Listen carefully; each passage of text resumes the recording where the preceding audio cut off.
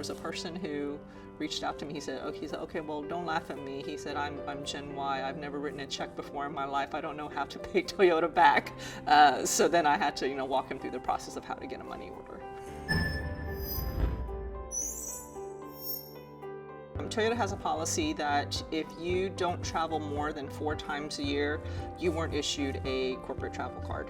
So that probably only satisfied, I would guess, maybe 20% of the population. The way we would help, bridge that gap for them, we would issue cash advances. We would then deposit it into their checking account, but then there's a lot of manual tracking for that. Now you have to say, if we issued somebody, let's say $10,000, now their trip is over and we see they've spent $8,000.